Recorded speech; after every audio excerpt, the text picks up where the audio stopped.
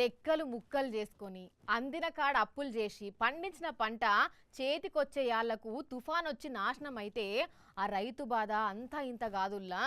అట్లనే రాత్రింబవళ్ళు కష్టపడి తిని తినక కూడబెట్టిన సొమ్ము దేనికి పనికి రాకుండా పోతే ఎవ్వరికైనా గుండాగినంత పని అవుతుంది. అక్కడ ఒక అక్కకు అదే పరిస్థితి ఎదురైంది. అసలేమైందో చూడుండ్రి. అయ్యో రావులా, ఎంత పని అయిందిరా కాక. చూస్తుర్రా అనుల్లా, నోట్లు మొత్తం ఎలుకలు కొరికేసినాయి.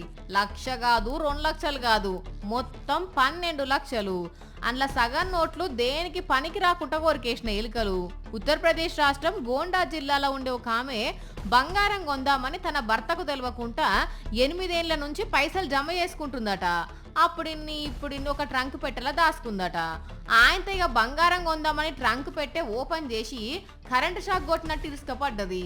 మరి ఆ ట్రంక్ పెట్టెలకు ఎలుకలు ఏనంగా పోయినాయో ఏందో గాని నోట్లన్నీ చిన్న చిన్న పీసుల కింద కొరికేసినాయి. లబ్బ మొత్తుకుంటా భర్తను పిలిచి చూపెట్టింది. ఇప్పుడు ఆయన కూర్చొని అందులో అక్కడికి వచ్చే నోట్లనే ఏరుతున్నాడు. నీ అడ్డమైన ఎలుకలు పాడుగాను దాసి దయ్యాల పాలు చేసినట్టాయే కదరా అని బాధపడవట్టిల్లు ఆ ఇంటోళ్ళు.